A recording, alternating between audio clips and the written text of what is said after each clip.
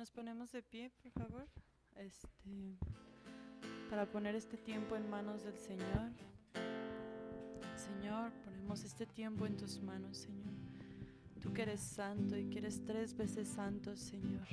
Ayúdanos, Señor. Tú eres la sabiduría, tú eres el Hijo de Dios, Señor. Hijo de hombre, Señor, que ha venido a nuestro corazón, a nuestra alma, a nuestra mente, Señor. Así que ayúdanos, Señor. Santifícanos para ti hasta tu venida, Señor. Deseamos que tu presencia sea en nuestro espíritu, Señor. Que tu voz esté en nuestra mente, Señor. Que tú seas nuestro guía, nuestro pastor, Señor. Como hoy cantábamos en la mañana, Señor. Tú eres nuestro pastor, Señor. Guíanos con sabiduría, Señor. Sabiduría que proviene de lo alto, Padre. Así que hoy ponemos este tiempo en tus manos, Señor. Bendice a cada uno de mis hermanos que está aquí, Señor. Al pastor, Señor, para que puedas hablarnos la verdad por medio de tu palabra. En el nombre de Cristo Jesús. Amén.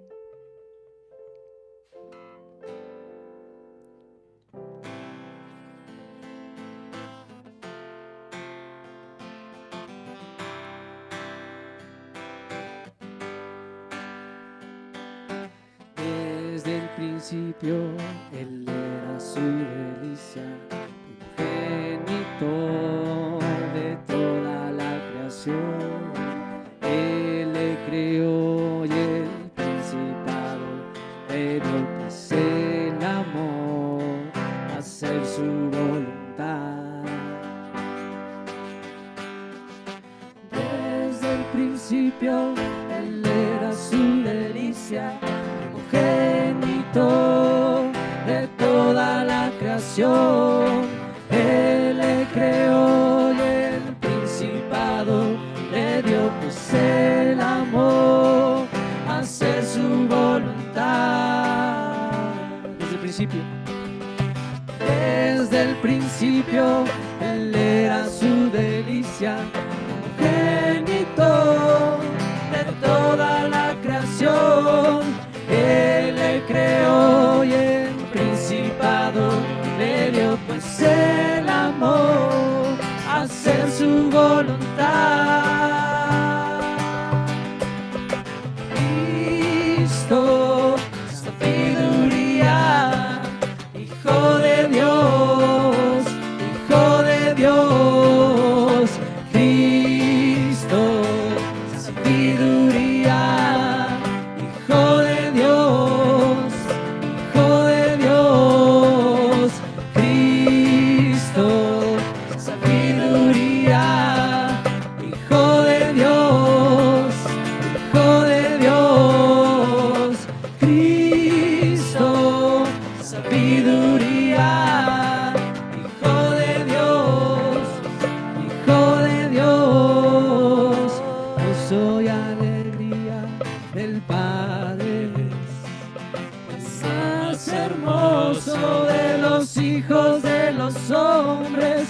Gozo y alegría del Padre, el más hermoso de los hijos de los hombres. Gozo y alegría del Padre, el más hermoso de los hijos de los hombres. Gozo y alegría, y el Padre es el más hermoso de los hijos de los hombres. Gozo y alegría, el Padre es el más hermoso de los hijos de los hombres. Cristo, sabiduría de Dios. Cristo, sabiduría, Hijo de Dios, Hijo de Dios. Cristo, sabiduría, Hijo de Dios, Hijo de Dios. Cristo, sabiduría, Hijo de Dios, Hijo de Dios. Cristo, sabiduría, Hijo de Dios, Hijo de Dios.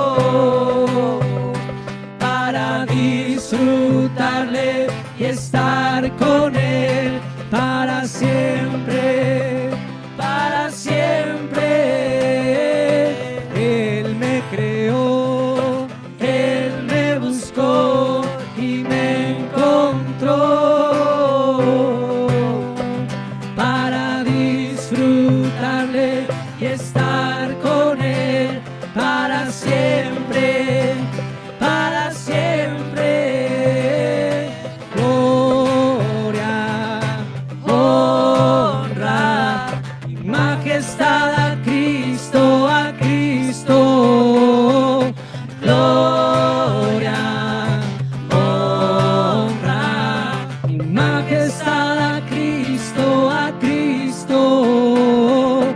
Gloria, honra y majestad a Cristo, a Cristo.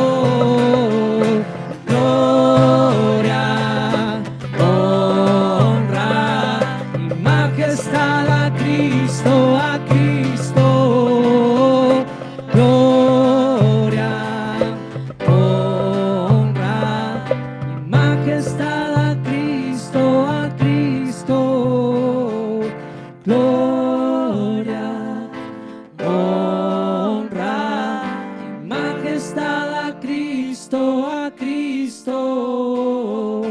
Gloria, honra y majestad a Cristo, a Cristo. Gloria, honra y majestad a Cristo, a Cristo.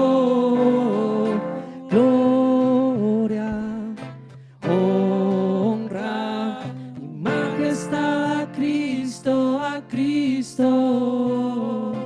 Cristo, sabiduría, Hijo de Dios, Hijo de Dios. Cristo, sabiduría, Hijo de Dios, Hijo de Dios. Cristo, sabiduría, Hijo de Dios, Hijo de Dios. Cristo, sabiduría, Hijo de Dios, Hijo de Dios. Gloria, honra y majestad a Cristo, a Cristo.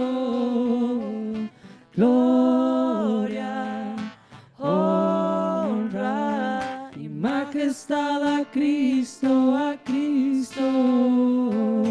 Gloria, honra y majestad a Cristo, a Cristo. Sí, Señor, la gloria y la honra es para ti, Jesús, Señor Jesús. precioso Cristo, precioso Jesús, te amamos, Señor. Jesús.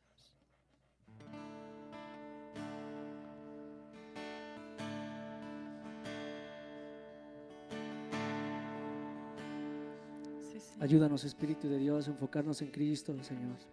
Ayúdanos a disfrutar de Cristo. Ayúdanos a disfrutar en este día de Cristo, precioso Espíritu de Dios. Eres mi pastor, te doy todo el control. A donde vayas tú, yo te seguiré. Siempre escucharé tu tierna voz de amor. A donde vayas tú, yo iré. Junto a delicados pastos,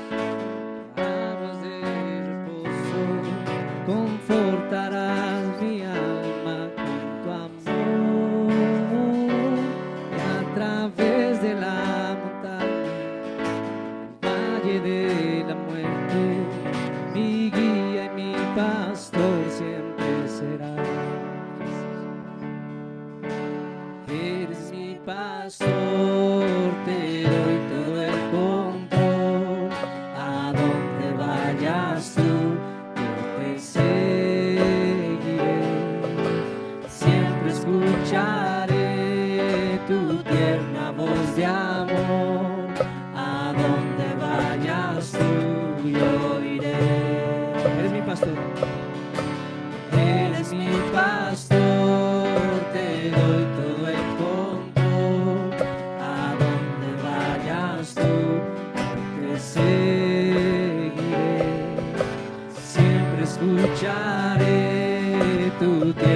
voz de amor. A donde vayas tú, yo iré. Junto a delicados pastos, junto a aguas de reposo, confortarás mi alma con tu amor. Y a través de la montaña, por el valle de la muerte, mi guía y mi pastor siempre serás. Eres mi pastor. Eres mi pastor, te doy todo el control. A donde vayas tú, yo te seguiré. Siempre escucharé tu tierna voz de amor. A donde vayas tú, yo iré. Junto a delicados pastos, junto a aguas de reposo, confortarás mi alma con tu amor. Y a través de la montaña, por el valle de la muerte, mi guía y mi pastor siempre serás. Junto a delicados pastos, junto a aguas de reposo, confortarás mi alma con tu amor. Y a través de la montaña, por el valle de la muerte, mi guía y mi pastor siempre serás. Junto a delicados pastos, junto a aguas de reposo, confortarás mi alma con tu amor. Y a través de la montaña, por el valle de la muerte, mi guía y mi pastor siempre serás. Mi guía y mi pastor. Mi guía y mi pastor siempre serás. Mi guía y mi pastor siempre serás. Sí, Señor. Tú eres nuestro guía. Aleluya, nuestro precioso pastor, Dios. Señor. Gracias, Señor. Recibe la gloria, la honra, el dominio, Sí, Señor, la Tú eres magnificencia, santo, acción de santo, gracias. Te lo santo, mereces, Señor. precioso Cristo. Recíbela, Señor. Te lo pedimos, Señor.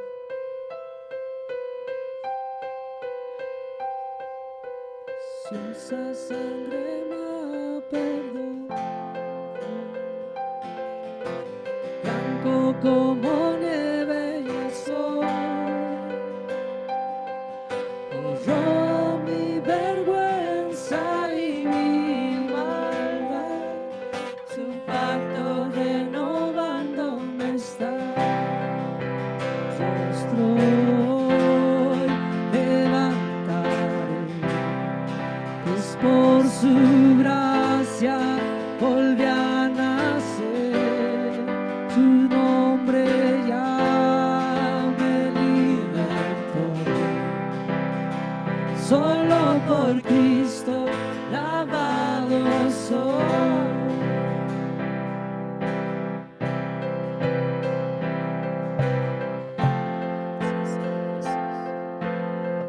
Purifícame en tu presencia, enséñame a gozo encontrar en la santidad que obtengo en ti. Todo lo restaura, Señor, mi rostro hoy levantaré, pues por su gracia volví a nacer. Su nombre ya me libertó. Solo por Cristo lavado soy. Solo por Cristo lavado soy.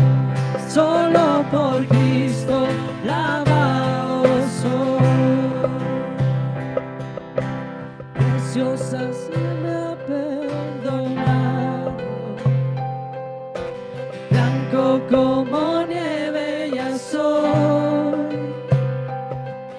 Borró mi vergüenza y mi maldad, su pacto renovándome está. Rostro hoy levantaré, pues por su gracia volví a nacer. Su nombre ya me libertó.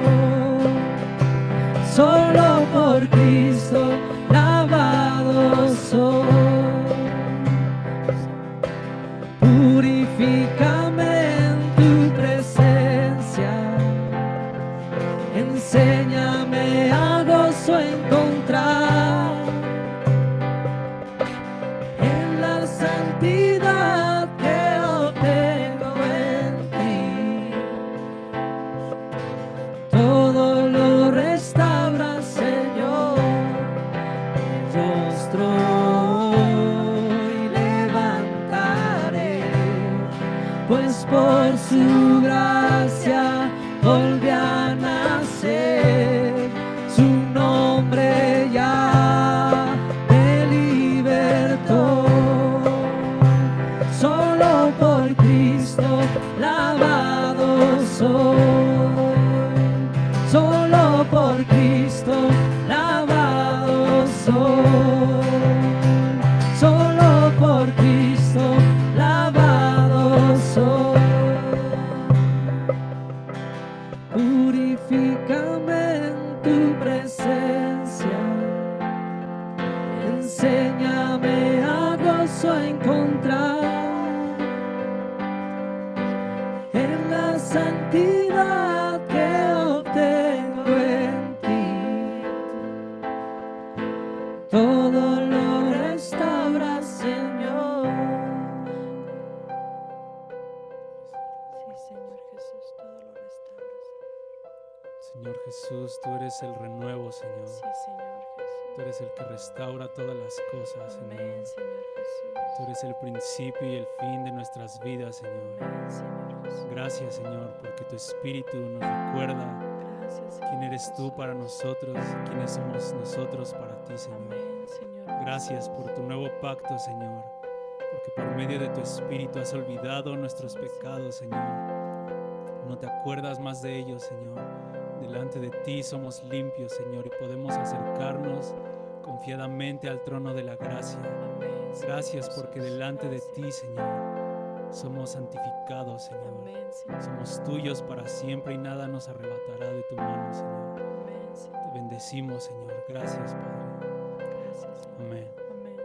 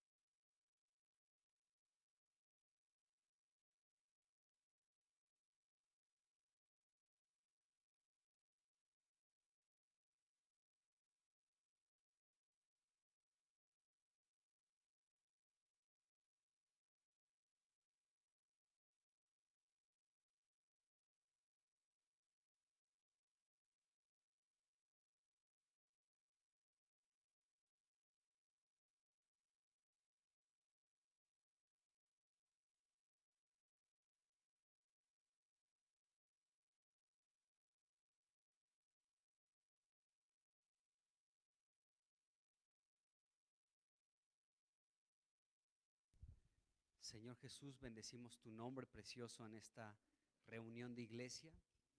Te damos gracias, Señor, por tu fidelidad, Señor, y por esta limpieza que tú has realizado en nosotros. Gracias porque tú eres el varón cuyo nombre es el renuevo, y fiel es Dios el cual nos ha llamado a la comunión con su Hijo, nuestro Señor Jesucristo. Y en esa fidelidad estamos reunidos, Señor, para tener esta comunión espiritual contigo. Te pedimos que en este tiempo, Señor, tu palabra, Señor, toque nuestros corazones, que hagas tu obra en cada uno de nosotros, que podamos, Señor, verte a ti, Señor, a través de las Escrituras, y que seas tú, Señor, el que nos instruya en tu palabra. Señor, toma este tiempo, Señor. Ayúdame, Señor, a hablar tu palabra como conviene, no mis ideas, sino tu palabra, Señor, en el nombre de Jesús, y ayúdanos a todos a recibir tu palabra en el nombre de Jesucristo. Amén.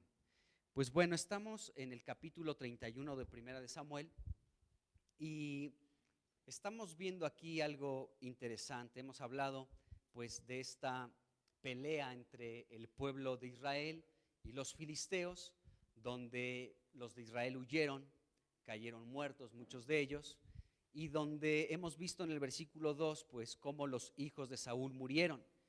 Y podemos ver que dentro de los hijos que murieron de Saúl pues encontramos a Jonatán, o sea, un hombre de grande estima, ¿no? Alguien que pues al leer su vida podemos apreciarlo, ¿no? Podemos decir, qué padre que haya hombres como Jonatán, ¿no? Que fue alguien, acuérdense que el nombre de Jonatán significa dado por Dios, y fue alguien dado por Dios para fortalecer a David en algún tiempo difícil, en el tiempo de la persecución.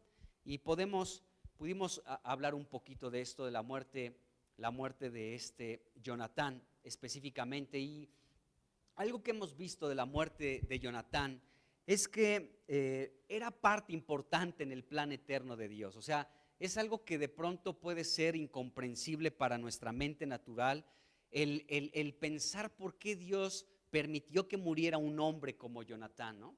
Si era tan valiente, era un hombre de verdad de mucho valor, de mucha estima, un hombre apegado a su nación, ¿no? Fiel a su nación, a su padre, a su amigo, que peleaba también las batallas de Dios. Y de pronto podemos hacernos esta pregunta: ¿por qué entonces el juicio de Dios no solamente vino sobre Saúl, sino también tocó a sus hijos? Y dentro de sus hijos, ¿por qué fue tocado Jonatán, no? ¿No hubiera sido de mayor provecho el que se conservara con vida y que pudiera estar al lado de David emprendiendo grandes batallas, ¿no? Batallas épicas dignas para hacer películas de las guerras de David y Jonatán, ¿no? Contra los filisteos y gigantes y todo. Pero en el plan de Dios ya no estaba esta situación así. O sea, Dios tuvo que despejarle el camino a David para que él se convirtiera en el próximo rey sobre la nación de Israel. Entonces, pues a veces nuestros pensamientos no son como los pensamientos de Dios, y esto nos puede hacer un poco de cortocircuito, ¿no? ¿Por qué Dios tuvo que sacar de la jugada, hacer a un lado, ¿sí?, a Jonatán, que era alguien tan fiel y tan leal pues para David y para la nación de Israel? Y hemos puesto algunos ejemplos, ¿no? Vimos, por ejemplo, el caso de Juan el Bautista, ¿no? Juan el Bautista fue un hombre que fue el precursor de Jesucristo, fue alguien utilizado poderosamente por Dios, preparó el camino para Jesucristo, para su primer manifestación, pero él comenzó a tener discípulos. Y este asunto no era tan agradable delante de los ojos de Dios, porque los discípulos de Juan el Bautista comenzaron a formar una religión que competía contra Cristo, de tal manera que hablamos esto ya anteriormente, como aquellos discípulos de Juan el Bautista ahora cuestionaban a Jesús. ¿Se pueden imaginar ese cuadro? O sea, que de pronto unos seguidores no de Cristo, seguidores de Juan el Bautista, llegaban con Jesús y lo cuestionaban. ¿Por qué tus discípulos y tú, Jesús, no ayunan? Pero nosotros, discípulos de Juan, y los fariseos ayunamos muchas veces. Entonces ya había una actitud de rivalidad, una actitud pues muy extraña en este asunto, y por tal motivo Dios permitió que Juan, aunque no lo comprendamos, entrara a la cárcel y no saliera de ese lugar.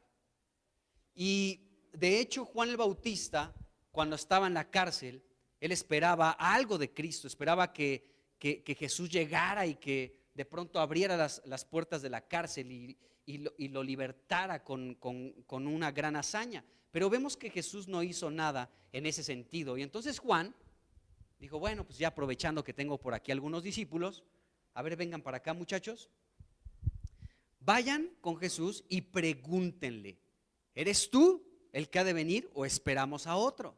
¿De acuerdo? Entonces este Juan el Bautista le mandó estas preguntas a Jesucristo para ponerlo a prueba. Escuchen bien, y para provocarlo. Fíjense, o sea, Juan el Bautista ya estaba provocando a Jesucristo. ¿Eres tú o esperamos a otro? Pues haznoslo saber, porque yo estoy en la cárcel, he sido utilizado por Dios y no has hecho absolutamente nada por mí. Y no es que Juan el Bautista estuviera dudando de Jesucristo, eso no lo podemos poner en duda. Juan no estaba dudando de Cristo, pero al mandarle a sus discípulos para preguntarles, ¿eres tú al que esperamos o esperamos a otro? La intención de Juan el Bautista era provocar a Jesús. Entonces vemos que tanto Juan como sus discípulos de pronto ya estaban en una situación pues media extraña. Entonces bueno, Juan fue muy útil por Dios, pero tuvo que salir del mapa. Entonces Dios tenía que despejar todo en la vida de David para prepararle el reino. Y esto incluía a su amigo Jonatán. Entonces son cosas que de pronto podemos pues no comprender, ¿no? Decimos, ¿por qué Dios actúa de esta manera o de aquella otra? Pero nosotros debemos de pedirle a Dios tener su pensamiento para no ofendernos cuando Dios hace algunas cosas. Y bueno, y esto lo podemos ver a través de toda la Escritura, hermanos. La verdad es que, miren, desde que Dios creó al hombre, siempre Dios ha trazado una línea de la vida. Y los que están pegados a las personas o al pueblo que Dios ha levantado, están en la dirección correcta, en la línea de la vida o en la visión celestial de Dios, ¿de acuerdo? Línea de la vida o la visión celestial de Dios. Y están ahí caminando con Dios. Por ejemplo, Dios levantó a Adán, bueno, creó a Adán, después Adán tuvo a Abel, ¿no? Que fue asesinado por Caín, y después Dios les dio otro hijo llamado Set, y podemos ver la descendencia de Set. Y después nace ahí por la cuarta o la quinta generación de los primeros hombres sobre la tierra, podemos ver a un hombre que comienza a invocar el nombre de Dios, ¿sí? Entonces, el que estaba junto con este hombre invocando y buscando a Dios, bueno, estaba en la línea de la vida y estaba en el plan eterno de Dios, estaba en esta visión celestial de Dios. Sigue avanzando el tiempo, la gente se corrompe, ya para ahí de Génesis capítulo 6, Noé halla gracia delante de los ojos de Dios, viene un juicio por parte de Dios sobre toda la humanidad, sabemos el diluvio, pero solamente los que estaban junto con Noé pudieron ser salvos de ese juicio, porque ahí estaba la línea de la vida con Noé, ahí estaba, junto con Noé. Entonces ingresan a la barca sus familiares, entonces la familia fue salva por esta situación y pudo continuar esta línea de la vida, esta visión celestial, ¿sí? Este plan eterno de Dios, los que estaban junto con Noé. Después Dios en el capítulo 11, al final del capítulo 11, principios del capítulo 12, Dios llama a Abraham. Y cuando Dios llama a Abraham, todos los que están con Abraham están en el plan eterno de Dios, en la visión celestial y en la línea de la vida. Los que se separaban de Abraham estaban ya en otro asunto completamente alejado de Dios. Por eso Lot se equivocó. Cuando Abraham y Lot tuvieron una discusión, ¿de acuerdo? Y de pronto Lot, Abraham le dice, bueno, si tú vas a la derecha, yo voy a la izquierda. Y Lot, muy inteligente, muy listo, dijo, bueno, pues mira, esos lugares de pastos, esos lugares verdes, yo me voy para allá, ¿no? Y entonces se separó de Abraham. Y entonces al separarse de Abraham cometió un grave error, porque se estaba separando de la línea de la vida, se estaba separando de la visión celestial y del plan eterno de Dios, Lot. Después Abraham tiene hijos, tiene a Isaac. Después Isaac tiene a Jacob. Jacob tiene a sus hijos que formaron el pueblo de Israel, y la gente que estaba con la nación de Israel, con el pueblo de Israel, estaba en esta línea de la vida, en este plan eterno de Dios, en esta visión celestial. Y recuerden cuando Dios levantó a Moisés para sacar de la esclavitud de Egipto a su pueblo Israel, ¿sí? Muchos de otras naciones se unieron al pueblo de Dios y fueron listos, porque aquellos que pudieron aceptar y creer en Dios y se unieron al pueblo de Dios, pues bueno, ellos estaban en la línea de la vida, en la visión celestial y en el plan eterno de Dios. Qué tremendo. Y podemos ver a muchos hombres en la historia de las Escrituras, por ejemplo a Rahab, una ramera, ¿no?, que era una cananea, no era del pueblo de Dios, pero se aferró a Dios y entonces ella ingresó a la línea de la vida. Y lo mismo Ruth, una moabita que no tenía acceso para nada el poder ingresar al pueblo de Dios. Bueno, ella también se incorporó al pueblo de Dios porque creyó en Dios y ella formó parte de esta línea de la vida. Y eso es interesante. Y bueno, pues la historia sigue. Ahí Dios levantó a un hombre como Moisés, muere Moisés. Y bueno, para esto pues es interesante que Moisés fue utilizado por Dios para sacar de la esclavitud al pueblo de Israel. Muere Moisés, Dios levanta a Josué y Josué continúa con esta línea de la vida. Y Josué, al final prácticamente de sus vidas, el pueblo de Israel ya estaba desviándose de los caminos de Dios y llama a Josué al pueblo y les dice: a ver, vamos a hablar con claridad, ¿de acuerdo? Ustedes sirvan a los dioses que se les dé su regalada gana, pero mi casa y yo serviremos a Jehová. Así que Josué estaba poniendo las cosas en orden y estaba diciendo: yo voy a continuar con esta línea de la vida, con la visión celestial, y voy a seguir con el plan eterno de Dios. Después muere Josué y Dios utiliza a los jueces. Nace Samuel, un hombre impresionante utilizado por Dios. Después David, del quien estamos hablando, ¿sí? Después viene el tiempo de los reyes. Muchos sacerdotes fueron levantados por Dios, muchos profetas que dieron el mensaje de Dios, y los que se apegaban al mensaje de los profetas, a la visión celestial, a la línea de la vida, es los que seguían la dirección que estos hombres que fueron levantados por Dios, los profetas, los sacerdotes, muchos reyes, que los que se apegaban a estas personas estaban en la línea de la vida. Después Dios levanta a un Juan el Bautista. Viene Jesucristo, se manifiesta, vienen sus apóstoles, ¿sí? Y ahora es la iglesia. Entonces, esta es la línea de la vida, amados hermanos. Por eso el separarnos de la iglesia, te separas de la línea de la vida, te separas de la visión celestial y del plan eterno de Dios. Está tremendo. Entonces, vemos que hay cosas que de pronto pueden ser incomprensibles para nosotros. ¿Por qué Jonatán tuvo que ser echado a un lado? Bueno, fue porque Dios estaba preparando todo para que David pudiera llegar al trono de la nación de Israel. Y bueno, en fin, hablamos aún lo de Bernabé, lo de con Pablo, esa disputa que hubo entre ellos. Bueno, ahí se equivocó Bernabé por discutir con Pablo, ¿sí? La visión celestial, la línea de la vida estaba con Pablo, no con Bernabé. O sea, sí con Bernabé, pero cuando disputó con Pablo y decidieron separarse cada quien por su lado, entonces Dios dijo: bueno, donde está mi visión celestial es con Pablo, y quien se pega a Pablo, ¿sí?, ahí está con la visión celestial. Qué tremendo. Y de lo que quiero hablar hoy precisamente es de liderazgo, amados hermanos. Porque yo creo que el liderazgo en el cristianismo se ha tergiversado seriamente. O sea, hay como dos extremos, ¿no? Uno donde, ¿no? Y otro, el que los pone en un nicho. Las dos cosas están equivocadas.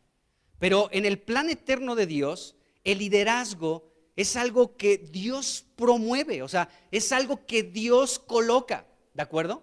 Es algo que está en la palabra de Dios para los propósitos eternos de Dios, para que esta línea de la vida, para que esta visión celestial, para que este propósito eterno se siga llevando a cabo, ¿de acuerdo? Entonces, no es la ocurrencia de alguno que sea muy inteligente y diga: pues voy a establecer algunos que sean ancianos o pastores o maestros en la iglesia, sino que esto nace de Dios, no es una invención humana, el liderazgo. Y en la muerte de Saúl podemos aprender dos cosas que vamos a ver el día de hoy. Una es la lealtad a ese rey, y número dos, pues el deseo porque este rey caiga. Son dos cosas, son dos vertientes. Una, la lealtad a este rey y número 2, como la intención de que caiga pronto, ¿de acuerdo? Entonces, pues vamos a ver aquí del versículo 3 al versículo 7 para entrar con este asunto de el liderazgo que Dios levanta entre su pueblo. Dice aquí el versículo 3, y vamos a hablar lógicamente de la muerte de Saúl. Dice aquí: y arreció la batalla contra Saúl. Dice: y le alcanzaron los flecheros y tuvo gran temor de ellos. Entonces dijo Saúl a su escudero: saca tu espada y traspásame con ella, para que no vengan estos incircuncisos y me traspasen y me escarnezcan. Mas su escudero no quería, porque tenía gran temor. Entonces tomó Saúl su propia espada y se echó sobre ella. Y viendo su escudero a Saúl muerto, él también se echó sobre su espada y murió con él. Así murió Saúl en aquel día, juntamente con sus 3 hijos y su escudero y todos sus varones. Y los de Israel, que eran del otro lado del valle y del otro lado del Jordán, viendo que Israel había huido y que Saúl y sus hijos habían sido muertos, dejaron las ciudades y huyeron, y los filisteos vinieron y habitaron en ellas. Dice aquí la escritura. Bueno, lo primero que tenemos que ver en el versículo 3 es que este versículo 3 nos deja ver que el objetivo de los filisteos, amados hermanos, era atacar y matar al rey de Israel. O sea, como que probablemente hubo una reunión antes de la guerra entre los encargados de los militares, ¿no?, del ejército de los filisteos, y dijeron: miren, está bien que nos echemos a muchos israelitas, pero nuestro objetivo principal es Saúl. Si muere Saúl, prácticamente ya ganamos, ¿de acuerdo? Porque estamos matando a su líder. Entonces, esto, amados hermanos, es una estrategia de Satanás en contra del liderazgo. Porque aquí dice la escritura que en el versículo 3, que arreció la batalla contra Saúl y le atacaron los flecheros. O sea, el objetivo del ataque de Satanás, pues es toda la iglesia, pero también su objetivo está colocado con aquellos que Dios coloca al frente. Y dice aquí la Biblia que se arreció la batalla contra Saúl, porque Saúl era el objetivo de todos los filisteos. Si nosotros alcanzamos a Saúl y lo matamos, ya ganamos, obtuvimos la victoria. Y podemos ver que así resultó. Murió Saúl y los filisteos pudieron ocupar las ciudades aún del otro lado del Jordán. Entonces vemos que la intención de Satanás es esta, y podemos ver cómo está reflejada en este caso de Saúl. Entonces la batalla se puso cada vez más peor, más intensa, pero específicamente era contra Saúl, y los arqueros filisteos lo alcanzaron y lo hirieron gravemente con sus flechas, lógicamente. Saúl quedó severamente herido, supo que la batalla estaba totalmente perdida, porque pues ya si moría el rey de la nación, pues prácticamente el pueblo ya no tendría quién podría dirigirlos en la batalla, quién podría estar al frente. Y vemos que así sucedió. El versículo 7 es muy claro. Todos, al ver que Saúl y sus hijos habían muerto, bueno, todos huyeron, abandonaron las ciudades y todo fue conquistado por los filisteos. Entonces podemos ver que cuando Saúl estaba gravemente herido, pues ya se dio cuenta que la batalla estaba completamente perdida. O sea, ni siquiera un poquito de mertiolate podía curar sus graves heridas, porque los filisteos lo alcanzaron, los flecheros, los arqueros, y le dieron severamente con las flechas. Entonces, bueno, él ya prácticamente estaba muriendo con estas flechas que lo alcanzaron. Y podemos ver esto, amados hermanos, cuando un líder cae, pues sucede esto que vemos en el versículo 7. Todos huyen,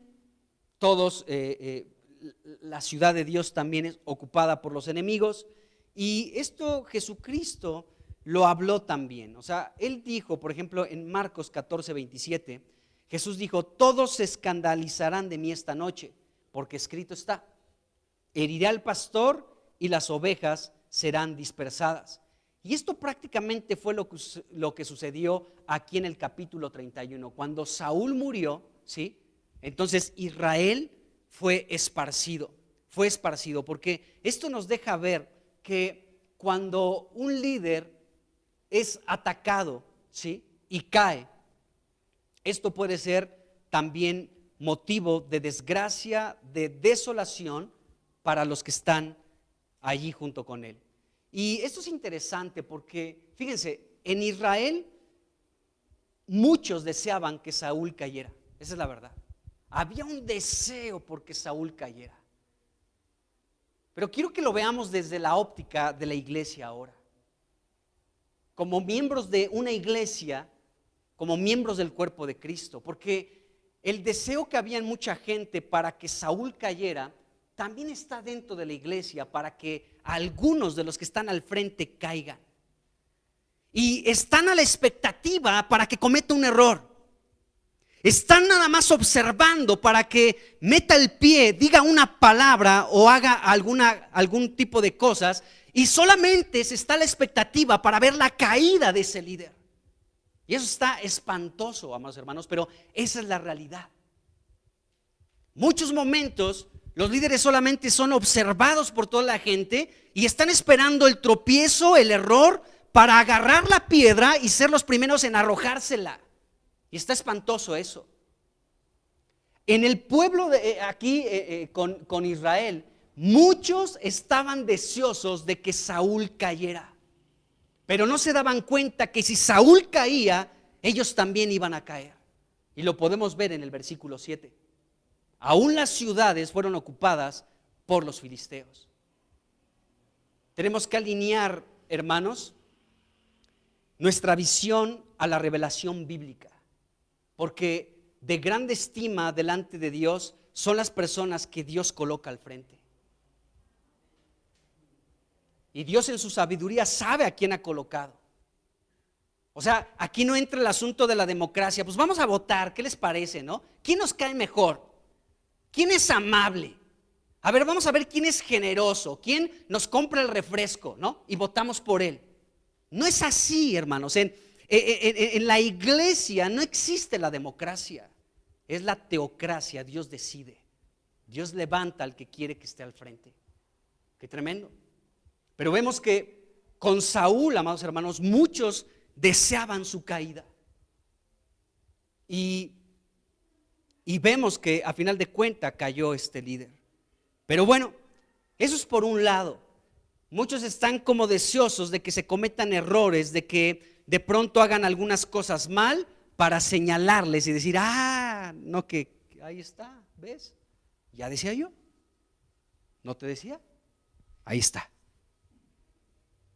Pero el asunto es este, que mientras unos esperan la caída, otros son fieles y son leales. Y ahí nos tenemos que dirigir y ahí nos tenemos que enfocar. Qué tremendo. Y en este capítulo vemos a un hombre que fue fiel con Saúl. Y hagamos a un lado la conducta de Saúl. Quiero que resaltemos la fidelidad de un hombre que estuvo hasta la muerte al lado de Saúl. Y es este escudero que estuvo ahí a su lado. Así que hablemos un poquito de él. Bueno, para hablar de este escudero, primero tenemos que recordar un poquito algunas cosas de David. David en el capítulo 17 peleó contra Goliat, este gigante, y lo derrotó, lo sabemos, ahí capítulo 17. Y en el capítulo 18 se dicen algunas cosas de David que son ejemplares y que esto pues fue observado por mucha gente. Miren, vamos a leer el versículo 2, 1 Samuel 18, versículo 2, y después vamos a leer otros versículos. Dice aquí, capítulo 18, versículo 2, dice: y Saúl le tomó aquel día, o sea, aquel día después de la derrota del filisteo, de Goliat, dice, y no lo dejó volver a casa de su padre. Es decir, Saúl dijo: no, tú te quedas ya aquí conmigo. Vimos la gran hazaña que acabas de cometer, pues cómo te voy a dejar ir. Así que tú vas a ser de mis de mis guerreros principales. Y ahorita vamos a ver cómo David fue colocado al frente como un líder de muchos, fue colocado al frente de muchos. Aquí lo vamos a leer. Bueno, versículo 5. Dice, y salía David, del mismo capítulo 18, y salía David a donde quiera que Saúl le enviaba y se portaba prudentemente. Fíjense la actitud de David. David fue alguien sumamente obediente, amados hermanos, y en este caso era obediente a Saúl, era el rey. Entonces nos dice este versículo 5 que David obedecía a Saúl. Saúl le decía, ve a las tortillas, y David iba sin ningún problema. Saúl le decía, emprende esta batalla, y David obedecía sin cuestionamiento, simplemente obedecía, ¿de acuerdo? Entonces David era una persona sumamente obediente, y donde quiera que le enviaba el rey de Israel, David simplemente obedecía. Y qué tremendo, hermanos, porque esa actitud es la que debe de ser encontrada en nosotros también. Yo me doy cuenta de esto en David. Y esto es de grande estima, amados hermanos, cuando de pronto se te pide, oye, ¿me puedes apoyar en barrer aquí? Pues barres y ya, ¿no? Sí, ayudo y barro y se acabó. Y no estás viendo si yo barro o no barro. O sea, me pide que barra, pero él no barre. ¿Qué es eso? Cuando tenemos esa mentalidad, amados hermanos, déjenme decirles algo, ya estamos desenfocados del Señor, porque todo lo que hacemos es para Cristo. Si no es el objetivo de servir a Cristo, no sirve de nada, aunque a regañadientes agarre la escoba y deje bien limpio ni un puntito de polvo. No sirve para nada, hermanos. Entonces vemos que David era un hombre que donde quiera que se le enviaba, sin cuestionamientos, obedecía y se acabó. Y esto era algo que David hacía de manera prudente. Dice, y lo puso Saúl sobre gente de guerra. Ahí estaba David como encargado de gente de guerra. Dice, y era acepto a los ojos de todo el pueblo y a los ojos de los siervos de Saúl. Vamos a saltarnos hasta el versículo 13, pero vemos cómo aquí David, en el versículo 5, era alguien obediente, que no cuestionaba las indicaciones del rey, era prudente en su obediencia, y esto lo llevó a ser encargado de gente de guerra por el rey Saúl, dice la escritura. Versículo 13, dice, y le hizo jefe de 1000. Así que David, te vas a encargar de estos 1000 guerreros, tú vas a estar al frente de ellos, para que cuando yo te envíe a pelear esta batalla, vayas. Y David lo hacía, dice aquí el versículo 13, y le hizo jefe de 1000 y salía y entraba delante del pueblo. Versículo 14, voy a leer hasta el 16. Y David se conducía prudentemente en todos sus asuntos, en todo. Siempre había prudencia en David. Dice, y Jehová estaba con él. Y viendo Saúl que se portaba tan prudentemente, tenía temor de él. Dice, mas todo Israel y Judá amaba a David, porque él salía y entraba delante de ellos. Bueno, fíjense, el escudero de Saúl, ¿sí? Pues era también un guerrero, ¿estamos de acuerdo? Si no, pues ¿para qué es un escudero? ¿No? Pues es alguien que también le entraba a los catorrazos, ¿de acuerdo? Ahí estaba este escudero. Bueno, dice la Biblia que Saúl puso a David a cargo de 1000 hombres y salía a las guerras David. Pero este escudero, pues lógicamente por ser el escudero de Saúl, estaba siempre cerca de Saúl, ¿no? Pero este hombre, el escudero, pudo observar estas características que acabamos de leer en 1 Samuel 18 de David. Y este escudero, escuchen bien, se comportó como otro David con Saúl. Este escudero fue como un otro David, porque pudo ver en muchos momentos a David. Entonces, la prudencia, la conducta, la obediencia y cómo el pueblo aceptaba y amaba a David, ¿de acuerdo? Esto fue algo que este escudero como que recibió esa influencia. Este escudero también pudo darse cuenta de aquellas ocasiones en las que David tuvo la oportunidad de matar al rey de Israel, a Saúl. ¿Se acuerdan? capítulo 24 y capítulo 26 de Primera de Samuel. Porque pues era el escudero, o sea, estaba ahí siempre pegado a Saúl. Entonces, cuando David tuvo la oportunidad de matar a este Saúl, pues este escudero se dio cuenta absolutamente de todo, ¿de acuerdo? Dice, por ejemplo, 1 Samuel 24, versículos del 9 al 11, vamos a leer. 1 Samuel 24, del 9 al 11, dice: y dijo David a Saúl: ¿por qué oyes las palabras de los que dicen, mira que David procura tu mal? He aquí, han visto hoy tus ojos cómo Jehová te ha puesto hoy en mis manos en la cueva, y me dijeron que te matase, pero te perdoné, porque dije, no extenderé mi mano contra el ungido de Jehová, contra mi Señor, porque es el ungido de Jehová. Dice, y mira, Padre mío, mira la orilla de tu manto en mi mano, porque yo corté la orilla de tu manto y no te maté. Conoce pues y ve que en mí no hay mal ni traición en mi mano, ni he pecado contra ti. Sin embargo, tú andas a casa de mi vida para quitármela. Qué tremendo. Entonces podemos ver que aquí David le perdonó la vida a Saúl. Es la primera ocasión en la que le perdona la vida. Pero en esta escena no podemos dejar de pensar que el escudero estuvo ahí también. Ahí estaba el escudero. Y él se dio cuenta de esta acción que hizo David. Y también se dio cuenta de las palabras de David, de cómo David estimaba en gran manera a Saúl. Aunque Saúl lo perseguía, pero David tenía muy claro el lugar de liderazgo que Dios ha puesto en su pueblo. Y David podía ver, él es mi Señor, él es el ungido de Dios, es el rey de la nación de Israel.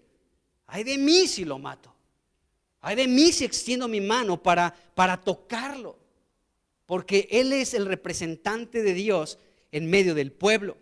Y bueno, y en el capítulo 26, versículo 23, se repite la escena.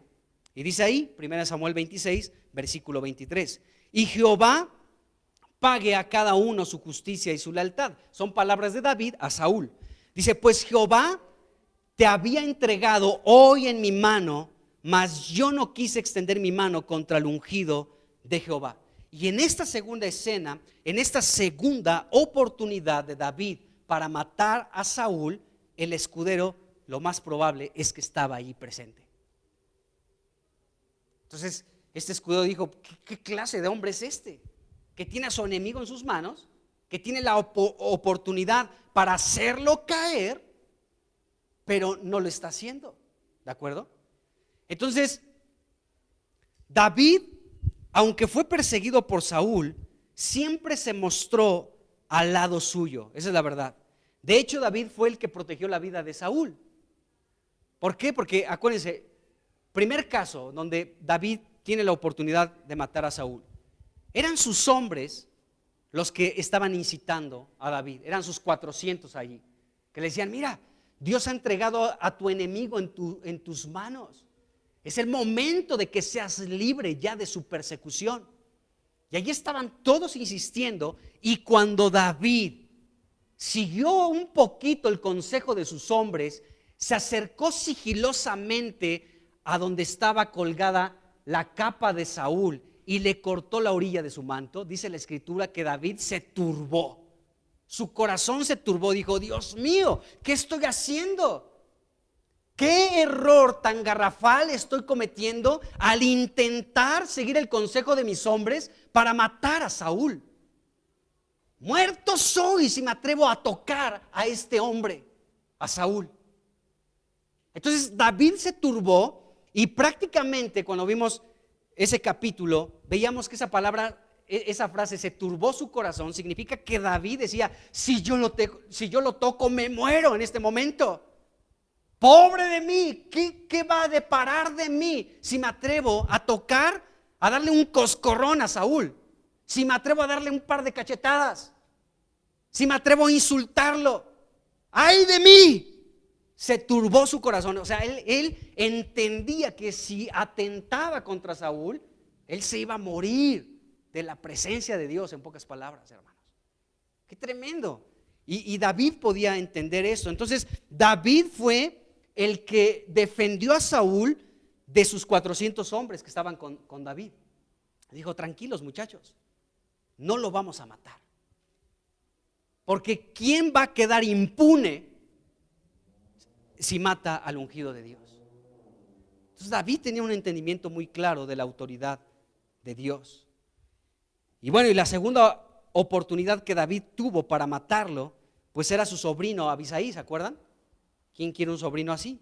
Bueno, David tenía un sobrino valiente y era un gandaya también este Abisai, que le dijo a su tío: mira, tío, yo me encargo, ni siquiera tú tienes que mancharte las manos, nada más dame la oportunidad, dame el permiso, y de un solo golpe yo lo atravieso ahorita. No va a haber necesidad de dos, con uno solo me lo echo. Porque había mucha gente que deseaba la caída de Saúl, y muchos pueden de pronto estar así como esperando el momento, la oportunidad para de un solo golpe darle fin a Saúl. Qué tremendo. Así estaba este hombre también, Abisai. Y bueno, David en todo sentido siempre fue fiel con el rey de Israel, Saúl. Ahora, el escudero de Saúl se comportó como otro David, hermanos, en relación a Saúl. Este escudero fue como otro David, tal vez en proporciones menores, pero era otro David. Fíjense, Saúl estaba rodeado, pues bueno, David, que lo protegió y no le quitó la vida, pero también tenía ahí pegadito este Saúl a un hombre como este escudero. Este hombre, este escudero, fue alguien que se comportó de manera idéntica que David. Este hombre, el escudero de Saúl, fue un hombre leal, fue un hombre valiente con el rey, a luchar hasta la muerte a su lado. Ahí estaban juntos. Y podemos ver que este escudero estuvo junto a su Señor en la vida, en la batalla y hasta la muerte. Ahí estuvieron juntos.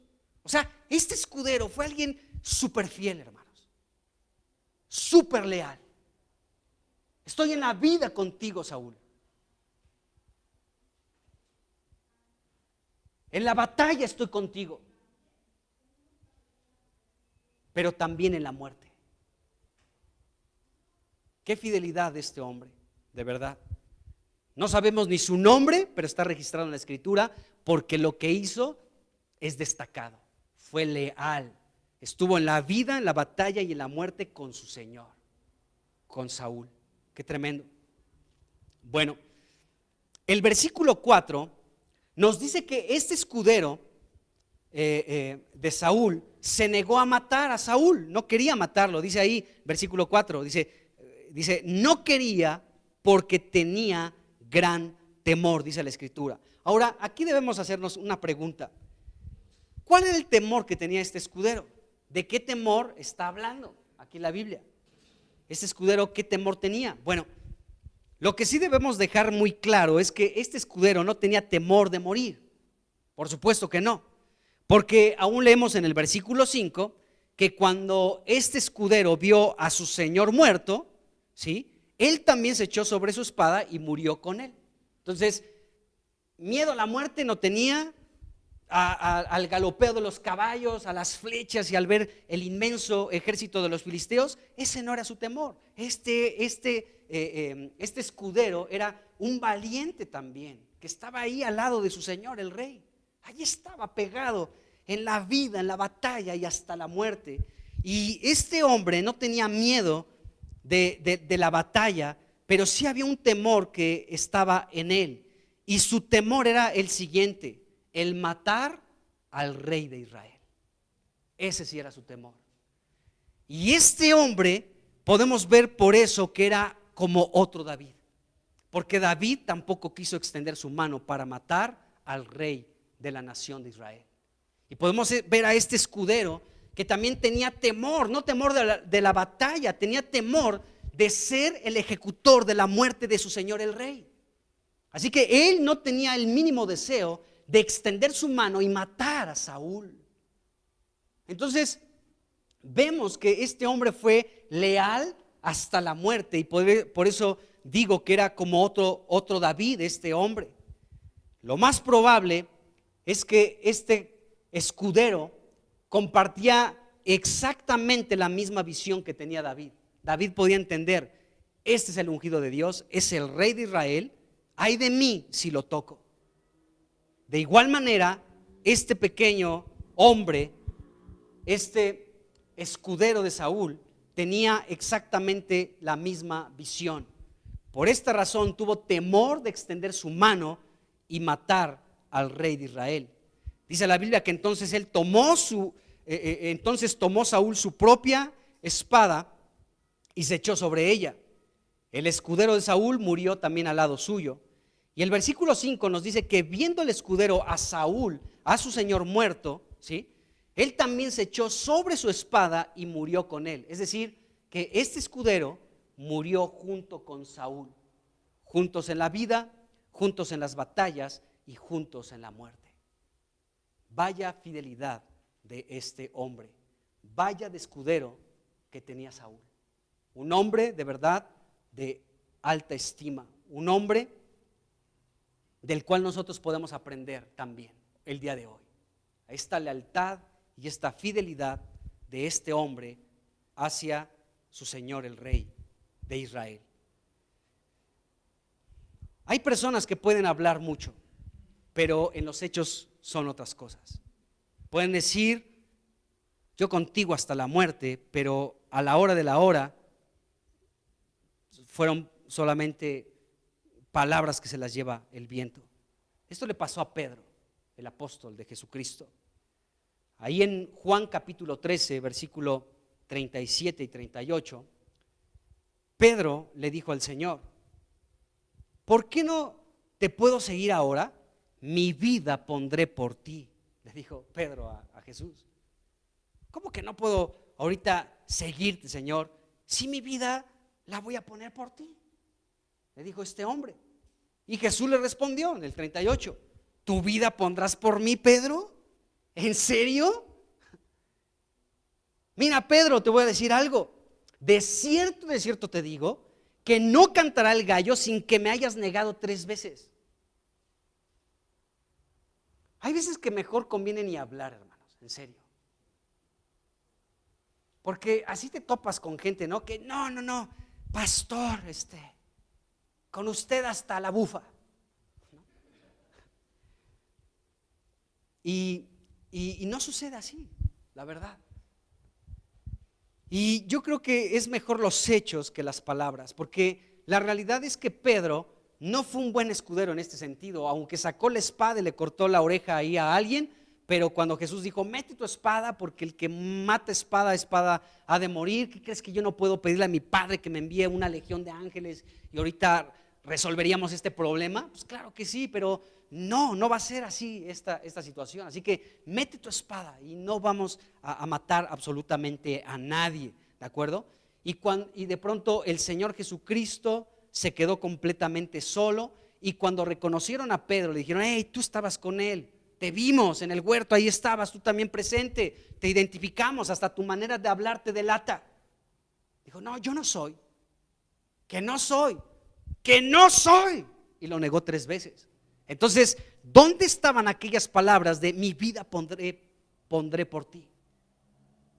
En un principio no fue así, y sabemos que al final de la historia de este hombre Pedro, realmente sí dio su vida por Cristo, pero en un principio no, ¿de acuerdo? Y Jesucristo dijo en Mateo 10, versículo 39, el que haya su vida la perderá, y el que pierde su vida por causa de mí la hallará.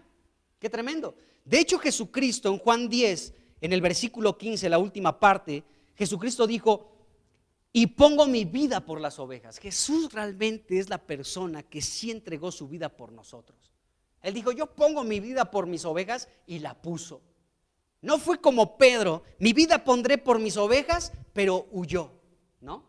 Y negó al Señor 3 veces. Podemos ver que Jesucristo no es así. Él sí puso su vida por cada uno de nosotros, por sus ovejas. Ahora, lo impresionante es que podemos decir, bueno, pues Jesús puso su vida porque Él es Dios.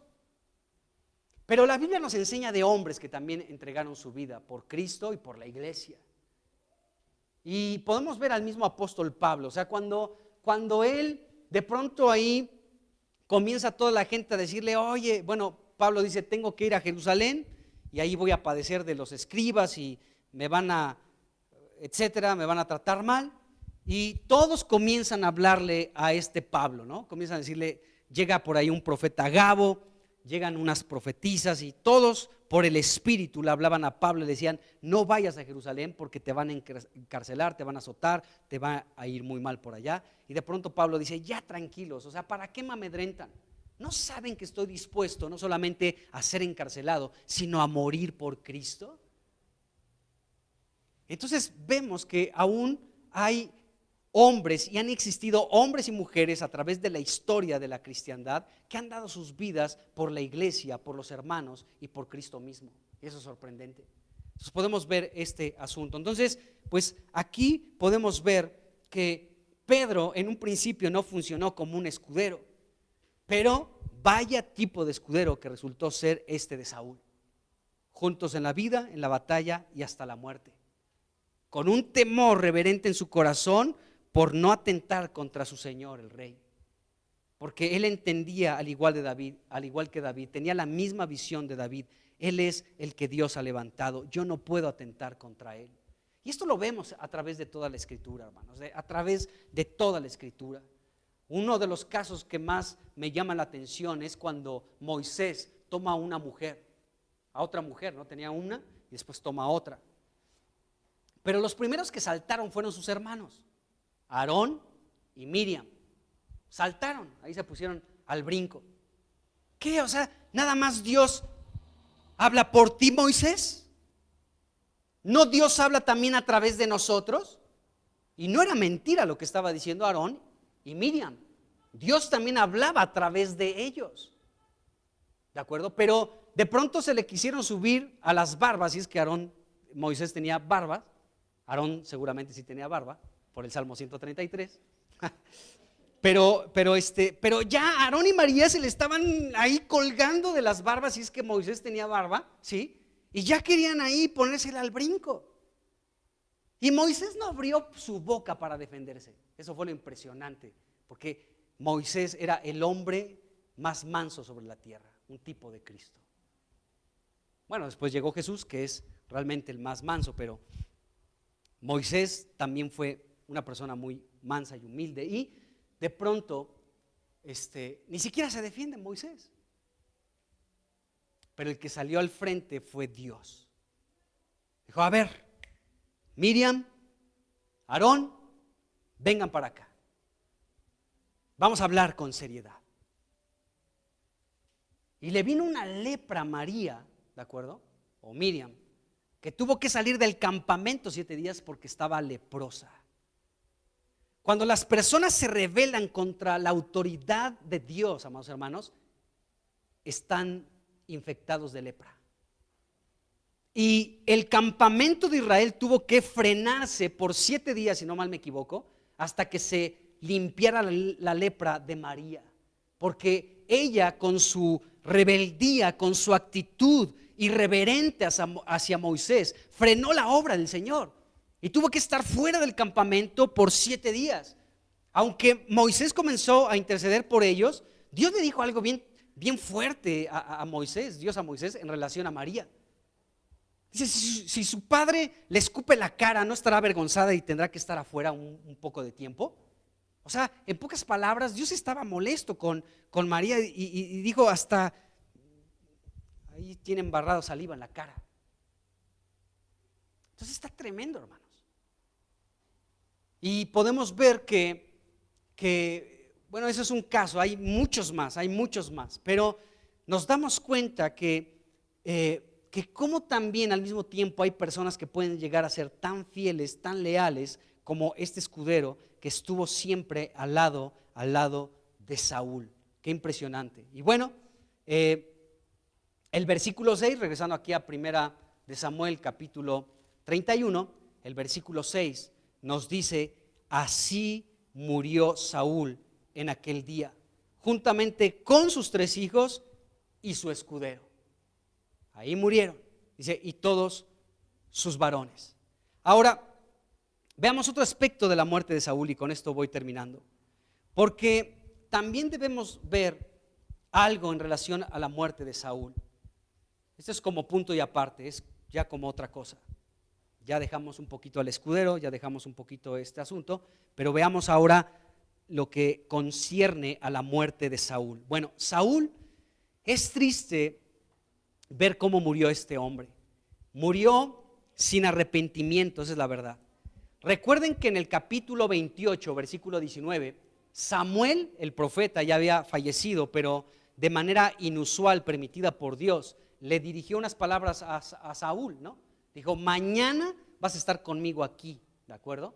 Entonces, el capítulo 28, versículo 19, Samuel le dice eso a Saúl. Y el día siguiente es el capítulo 31 que estamos viendo hoy, ¿de acuerdo? O sea, ese fue el día siguiente. Entonces, Saúl recibe este mensaje de parte de Dios. Mañana vas a morir, Saúl. Mañana te mueres ya. De mañana no pasas. Hoy es tu último día, ¿de acuerdo? Pero aún con ese mensaje no vemos ni una pequeña señal de arrepentimiento en Saúl. O sea, si a mí me dicen mañana te mueres, pues no sé, si nunca he ayunado en mi vida, ese día ayuno. Si no asisto a la reunión de iglesia ni los miércoles, ni los lunes, ni los martes, ni los jueves, ni ningún día, solamente los domingos, ese día si es martes voy a la reunión porque al siguiente día muero. Así de fácil. Pero no vemos ni una pizca de arrepentimiento o de un clamor a Dios de decirle, Señor, ten misericordia. Ya me equivoqué rotundamente, o sea, no te obedecí, no he seguido tu palabra, he sido desobediente, no he seguido tus instrucciones, soy un ególatra, me he enfocado en perseguir a un hombre que no tiene culpa de nada. Señor, me he equivocado, perdóname, me arrepiento. Y no vemos ni siquiera una pequeña señal de arrepentimiento en este hombre un día antes de su muerte. ¡Qué tremendo! Porque parece ser que este hombre no preparó su alma, ni su espíritu, ni su cuerpo para encontrarse al día siguiente con Dios, su creador. No estaba preparado para este encuentro con Dios. Entonces podemos ver que Saúl, aún teniendo el mensaje de que al día siguiente moriría, ¿sí?, endureció su corazón y no se arrepintió.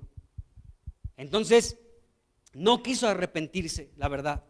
Y pueden existir muchas personas en estos tiempos que digan, no, yo de Dios no quiero saber, a mí ni me importa Dios, ni creo en Él siquiera, ¿no? Por ahí si realmente Él existe y si es real, bueno, pues ya cuando sea viejito y esté en la cama del hospital con una sonda y con transfusión sanguínea y con la presión bien alta, entonces hasta ese día ya me pondré a cuentas con Dios, mientras a vivir la vida, darle vuelo a la hilacha. Bueno, este es un punto muy peligroso y muy arriesgado, porque no sabemos, hermanos. Hoy estamos y mañana no. Falleció un hermano, ya tiene unos meses allá en la Ciudad de México, un coordinador, y pues nosotros teníamos juntas los martes a las 8 de la noche a las 8 de la mañana por Zoom. Entonces de pronto estamos ahí en la junta el martes y de pronto la otra semana ya no está en la junta, se murió. Entonces el hermano, y así nos visitó la mamá del Samo, aquí estuvo, en la recta final de sus días estuvo aquí con nosotros, y después a la semana o días después el Señor la llama a su presencia. No sabemos si estamos mañana. Es de mucho riesgo el decir, bueno, después me buscaré a Dios, después tomaré en serio mi llamado del Señor. Esto de la religión, esto del cristianismo, esto de leer la Biblia, esto de reunirme, pero llegará el día, ¿no? Llegará el día ya cuando esté anciano, ya cuando esté en mis últimos días, entonces ahí sí ya me pondré a cuentas con Dios. Hermanos, es un punto muy peligroso, es muy riesgoso y para qué arriesgarnos, la verdad. Entonces es una posición muy peligrosa y debemos de comprender, amados hermanos, que el arrepentimiento, escuchen bien esto, el arrepentimiento es un regalo que Dios nos da. El arrepentimiento es algo que Dios nos da, es un regalo que dice: yo te doy mi arrepentimiento para que te pongas a cuentas conmigo. Y de pronto podemos decir: híjole, Señor, pues yo la verdad no tengo ni una pizquita de arrepentimiento, lo más mínimo. Pero aún si tú eres sincero con Dios y le dices: Señor, mira, tú quieres que me arrepienta. Ya hasta dijeron por ahí que es un regalo que tú nos das, pero yo ni lo quiero recibir, ni me importa. Y la verdad, el arrepentimiento, no tengo nada de arrepentimiento. Pero si nosotros somos sinceros con Dios y le decimos: Señor, no tengo nada de arrepentimiento, ayúdame, entonces Dios va a actuar. ¿De acuerdo? Es como lo que le pasó a aquel hombre que tenía un hijo endemoniado, ¿se acuerdan? Y llega con Jesús y le dice: bueno, Señor, si puedes hacer algo, ahí está mi hijo, si puedes hacer algo. Y Jesús: ¿cómo que si puedo? Para el que cree todo le es posible. Dice, y entonces este hombre fue sincero con Jesús y le dice: Señor, ayuda a mi incredulidad. Y el Señor liberó a su hijo de ese demonio que lo tenía poseído, de manera idéntica, hermanos. Entonces, si no tenemos ni una pizca de arrepentimiento, digámosle al Señor: Señor, tú conoces mi corazón, no tengo nada de arrepentimiento, lo más mínimo, pero ayúdame, ayúdame. Y el Señor nos va a extender su mano, porque es un regalo de Dios. Qué tremendo. Entonces vemos esto. Al final de la vida de este Saúl, pues él endureció su corazón, aún sabiendo que al día siguiente moría. Imagínense eso. Imagínense eso. Bueno, él endureció su corazón, se aferró a su pecado y no quiso arrepentirse. Y bueno, la muerte del rey Saúl, del rey de Israel, fue una gran derrota para todo el pueblo, como lo vemos en el versículo 7. Cuando Saúl murió, entonces todo, aún del otro lado del Jordán, todos los de Israel huyeron, dejaron sus ciudades y fueron ocupadas por los filisteos. Entonces fue una gran derrota. La muerte de Saúl fue una gran derrota para el pueblo de Dios. Así que cuando este líder cayó, ¿sí? Saúl cayó, pues bueno, se cumplió lo que ya dijimos anteriormente, cuando Jesús dijo: todos se van a escandalizar de mí esta noche, porque escrito está: heriré al pastor y las ovejas serán dispersas. La caída de este líder en la nación de Israel fue una gran derrota para todo el pueblo. Por eso digo, es una tragedia muy grande que se tenga el deseo de ver caer y tropezar a los que Dios ha colocado al frente, porque en esa derrota tú también eres derrotado. Aparte, la realidad es que somos un cuerpo, y si un miembro del cuerpo sufre, pues todo el cuerpo también. Entonces podemos ver esto aquí en las Escrituras. Entonces vamos a seguir hablando de este capítulo 31, ya para finalizar. Pues primero Dios, el miércoles terminamos ya con el capítulo 31. Y bueno, quedémonos con esto, hermanos, que en nosotros pueda ser hallada fidelidad. Fidelidad para con Dios, para con la iglesia, y hablar de la iglesia es hablar de los hermanos. Amén. Padre, pues en el nombre de Jesucristo, pues te damos muchas gracias por lo que está escrito en tu palabra, pues por lo que vemos en unos pocos versículos de la fidelidad de un escudero, Señor, que pudo ser como un mini David. Y al mismo tiempo nos recuerda a ti, Jesús, porque tú has dicho que tú pondrías tu vida por nosotros, y así lo hiciste. Este escudero fue fiel hasta la muerte con su Señor, y así nosotros queremos ser fieles contigo hasta la muerte. Señor, ayúdanos en el nombre de Jesús. Ayúdanos, Señor. Te lo pedimos. Fortalece a tu iglesia. Fortalece a tu iglesia en el nombre de Jesús. Te lo pedimos. Así como David pudo fortalecerse en el Señor, así te pedimos que nosotros podamos ser fortalecidos por ti. En el nombre de Jesucristo. Amén. Amén.